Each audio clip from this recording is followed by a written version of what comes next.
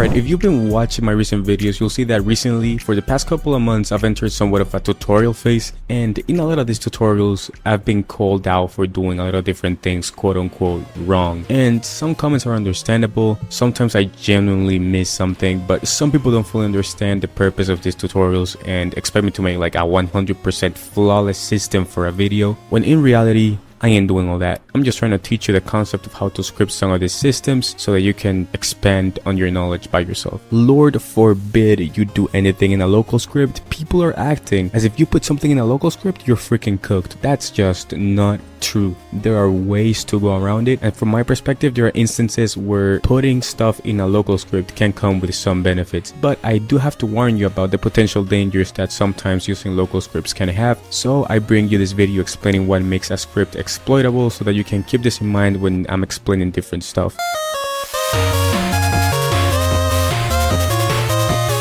Like, bro, I don't know if some people just want to sound smart or something, but I've realized that the one card that people like to pull to sound smart is, you shouldn't put that on a local script because your script is extremely exploitable. Like, bro, I swear, I get one more comment like this and I'm about to crash out. If you're a beginner, code vulnerability should not be a concern for you right now, because quite frankly, no one's gonna exploit your code. You know why? Because chances are not that many people are gonna play your game, and the chances of one of them being an exploiter is even lower. Some of you be acting like every Roblox player is strapped with a cheat that comes pre-assembled with a script to exploit your specific game. Like, bro, get out of here. Like, even if I had made a perfect and unexploitable script for the tutorials, I bet the majority of the people won't even understand why it's unexploitable and why I did stuff the way I did. How do I know this, you might be asking? Well, considering that a big portion of the comments can be solved by simple debugging, I don't think that they'll understand anything more complex than that. I went on a little side tangent there, but yeah, let's get back to protecting your scripts from exploiters. If you want to protect your scripts from exploiters, there is one thing you must always keep in mind, and that is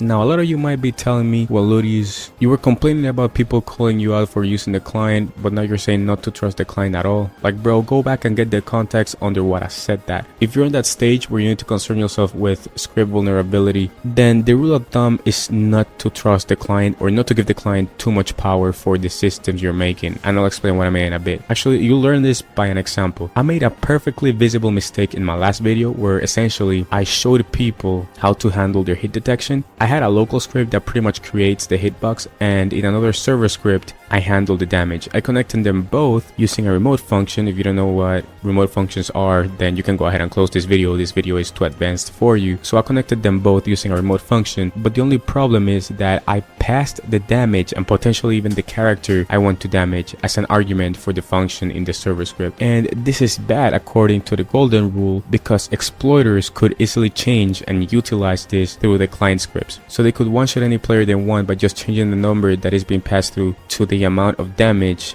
that they want to deal and the character that they want to damage. But this doesn't mean that the whole script is useless or anything like that. All you have to do to prevent this is just remove the damage variable and put the damage variable as a global variable in the server script and use that in the function, and that solves the exploiters from controlling the damage. Now, in terms of controlling which characters can get hit, this is where it gets tricky, and this is where you can have the debate on whether the hitbox should be casted on the client or on the server to prevent exploitability, and the answer to that will depend on your level of experience in coding, how complex you want your code to be, and how accurate you want your script to be. The reason why I casted the hitbox in the client is because I believe it to be more accurate and simple for what I wanted to achieve, because if the player sees on his screen that he's hitting someone, then I believe that that someone should be damaged. If you cast the hitbox in the server, when ping comes into the equation, the player that is being damaged might be in a completely different position to which the player that's attacking is actually seeing the opponent in. And the server is quicker to pick up on this, so if you cast the hitbox on the server, then that will mean that when ping comes into the equation, the higher the ping, the harder it'll be for players to actually like hit each other. And of course, ping will end up affecting gameplay regardless, but whether or not you decide to cast the hitbox on the client or on the server will determine how how much ping will affect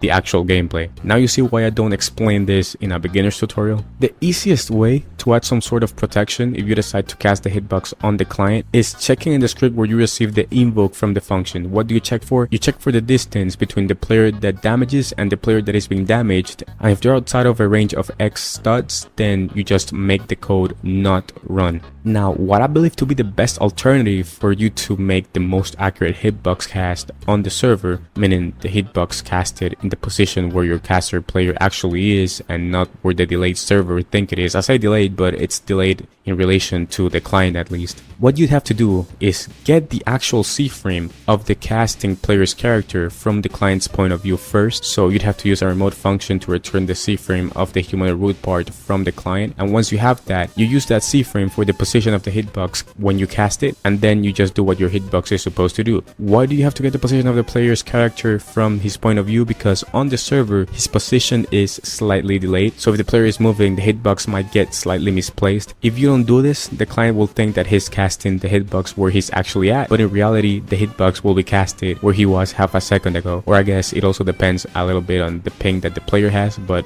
you get the point though. I think you now get how to protect your scripts pretty well. Just don't put things you don't want exploited in a local script, and that's the best you can do, or at least that's as far as I can really help you, because I'm not really an expert on this. And one thing you have to consider is that even if your game is quote unquote fully protected, people are still gonna find ways to exploit your game. Every exploit software has exploit scripts for every single front page game made by really good scripters. So of course, keep script vulnerability in mind, but don't freaking obsess over it. If your game ends up being a hit in the platform or something, worst case scenario, you get feedback from players, meaning the players will tell you what people are exploiting and you fix that as you progress in your game. Like, it's not gonna be super hard to fix it as long as you used some sort of framework for your systems. And the last thing I want to say is that we have a Discord server, so if you're interested in that, then first link in the description. This said, keep leveling up, bro, be safe, and I'll see you when I see you. Peace.